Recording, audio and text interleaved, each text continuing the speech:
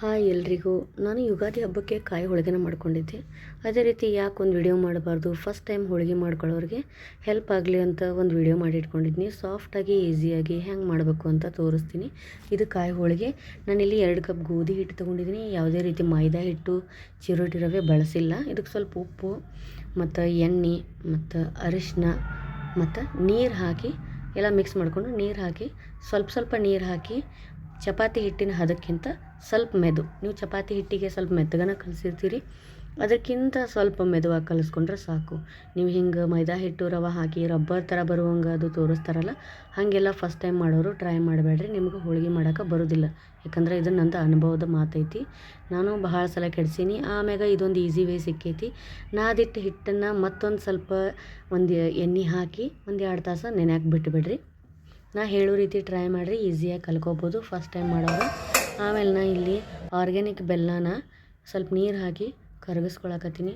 ಯಾಕಂದ್ರೆ ಏನಾರ ಹೊಲಸಿದ್ರು ಹೋಗಲಿ ಅನ್ನೋದು ಒಂದು. ಆಮೇಲೆ ಕಾಯಿ ಹೋಳಿಗೆಗೆ ಹೀಗೆ ಮಾಡೋದ್ರಿಂದನ ಕಾಯಿ ಹೋಳಿಗೆ ಹರಿಯೋದಿಲ್ಲ, ತುಂಬ ಚೆನ್ನಾಗಿ ಬರುತ್ತೆ. ನೀವು ಪಾಕ ಗೀಕ ಮಾಡ್ಕೊಳ್ಳೋದು ಅದು ತುಂಬ ಕಷ್ಟ ಆಗುತ್ತೆ. ಅದಕ್ಕೋಸ್ಕರ ಹಿಂಗೆ ಮಾಡಿರಿ. ಅದನ್ನು ಶೋಧಿಸಿಟ್ಕೋಬೇಕು, ಕರಗಿಸಿ ಬೆಲ್ಲನ. ಆಮೇಲೆ ಕಾಯಿನ ತುರಿದಿಟ್ಕೊಂಡಿದ್ದೆ, ಅಷ್ಟೇ ಸಾಕಾಗಂಗಿಲ್ಲ. ಅದಕ್ಕೆ ನಾ ಏನು ಮಾಡ್ಬೇಕಂದ್ರೆ ಸ್ವಲ್ಪ ಮತ್ತು ಏಲಕ್ಕಿ ಹಾಕಿ ರುಬ್ಕೋಬೇಕು. ಅದನ್ನು ನೀರು ಹಾಕ್ಲಾರ್ದ ತರಿಯಾಗಿ ರುಬ್ಕೋಬೇಕು.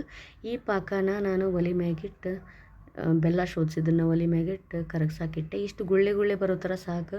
ನೀವು 1 ಎಳೆ 2 ಎಳೆ ಬರಬೇಕು, ನೀರಾಗ ಹಾಕಿ ಚೆಕ್ ಮಾಡಬೇಕು. ಅದೇನೂ ತೊಂದರೆ ಇಲ್ಲ ಇದ್ರಾಗ. ಹಂಗೆ ಮಾಡೋಕೆ ಹೋದ್ರಿ ಅಂದ್ರೆ ಅದ್ರಾಗ ಕೊಬ್ಬರಿ ಹಾಕಿದ್ರಿ ಅಂದ್ರೆ ನಿಮ್ಮದು ಕರ್ದಂಟು ಆಗಿಬಿಡ್ತೈತಿ. ಆಮೇಲೆ ಸ್ವಲ್ಪ ಕೊಬ್ಬರಿ ಹಾಕಿ ತುರಿದಿಟ್ಕೊಂಡಿದ್ದು ಕೊಬ್ಬರಿ ಹಾಕಿ ನೀರು ಹೋಗೋ ತನಕ ಕೈ ಆಡಿಸಿದ್ರೆ ಸಾಕು. ನೀವು ಭಾಳ ಹೊತ್ತನ ಇಟ್ರಿ ಅಂದ್ರೆ ಗಟ್ಟಿಯಾಗಿ ಕರ್ದಂಟುಗತ್ಲೆ ಆಗಿಬಿಡ್ತೈತಿ. ಆಮೇಲೆ ತನಗಾಗಿಂದ ಅದನ್ನ ನಿಮಗೆ ಬೇಕಾದ ಆಕಾರಕ್ಕೆ ಉಂಡೆ ಮಾಡಿ ಇಟ್ಕೊಳ್ರಿ ಒಟ್ಟಿಗೆ. ನಿಮಗೆ ಮಾಡುವಾಗೂ ಜಲ್ದಿ ಆಗ್ತವೆ ಮತ್ತು ಇದು ಈಸಿ ವೇ. ಯಾಕಂದ್ರೆ ನೀವು ಹಿಟ್ಟು ಹಿಡಿತೀರಿ, ಒಮ್ಮೆ ಹೂರಣ ಹಿಡಿತೀರಿ, ಅದೆಲ್ಲ ಸರಿ ಹೋಗಂಗಿಲ್ಲ. ಒಟ್ಟಿಗೆ ಮಾಡಿ ಇಟ್ಕೊಂಡ್ಬಿಡ್ರಿ. ಆಮೇಲೆ ನೆನೆಸಿಟ್ಟಿದ್ದ ಹಿಟ್ಟನ್ನು ಮತ್ತೊಂದು ಸಲ ಚೆನ್ನಾಗಿ ನಾದ್ಕೊಂಡು ನಿಮಗೆ ಬೇಕಾದ ಸೈಜಲ್ಲಿ ನೀವು ಹಿಟ್ಟಿನ ಉಂಡೆನ ತೊಗೊಂಡು ಅದ್ರಾಗ ಮಾಡಿಟ್ಟಿದ್ದ ಕೊಬ್ಬರಿ ಉಂಡೆ ಹೂರ್ಣನ ನೀಟಾಗಿ ತುಂಬ್ಕೋರಿ. ನಿಮಗಿದು ಮೈದಾ ಹಿಟ್ಟಿನ ತುಂಬೋದು ಭಾಳ ಕಷ್ಟ ಆಕೈತಿ, ರಬ್ಬರ್ ಥರ ಎಳಿತಿರ್ತೈತೆ ಅದು. ಈ ಗೋಧಿ ಹಿಟ್ಟೊಳಗೆ ನೀವು ಆರಾಮಾಗಿ ಅದನ್ನು ಒಳಗೆ ಸೇರಿಸಿ ಪ್ಯಾಕ್ ಮಾಡ್ಕೋಬೋದು. ಹೆಂಗಾರ ಪ್ಯಾಕ್ ಮಾಡಿರಿ, ಅದ್ರಾಗ ಹರಿಯೋದೂ ಇಲ್ಲ, ಏನೂ ಆಗೋದಿಲ್ಲ.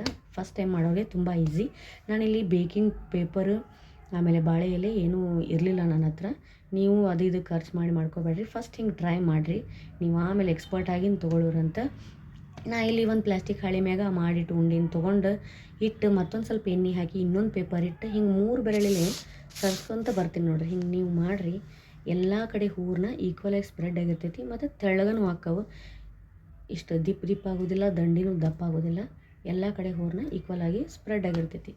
ಆಮೇಲೆ ಹಂಚನ್ನ ನಿಧಾನಕ್ಕೆ ಮೀಡಿಯಮ್ ಫ್ಲೇಮ್ನಾಗಿಟ್ಟು ಎಣ್ಣೆ ಗೊಜ್ಜಿ ಹೋಳಿಗೆ ಹಾಕಿರಿ. ಮತ್ತು ಮೇಲೆ ಒಂದು ಸ್ವಲ್ಪ ಎಣ್ಣೆ ಹಾಕಿ ಮೀಡಿಯಮ್ ಫ್ಲೇಮ್ನಾಗ ಇಡ್ರಿ. ಹೈ ಫ್ಲೇಮ್ ಇಟ್ಟರೆ ಹೋಳಿಗೆ ಹೊತ್ತತೈತಿ. ಕೊಬ್ಬರಿ ಅಂದ್ರೆ ಮೊದಲು ಜಲ್ದಿ ಅಂಟ್ಕೊಂಡ್ಬಿಡ್ತೈತಿ ತಮಗೆ. ಅದಕ್ಕೆ ಮತ್ತೊಂದು ಸ್ವಲ್ಪ ಎಣ್ಣೆ ಹಾಕಿ ಎರಡೂ ಕಡೆ ಬೇಯಿಸ್ಕೊರಿ. ರಿವೈಂಡ್ ಮಾಡೋದು ಬೇಡ ಅಂತ ನಾನು ಇನ್ನೂ ಒಂದು ಹೋಳಿಗೆ ಮಾಡೋದು ತೋರಿಸ್ತೀನಿ ನೋಡಿರಿ. ಮತ್ತು ಬೇಕಾದ ಸೈಜಿಂದ ನೀವು ತಗೋರಿ ಹಿಟ್ಟು.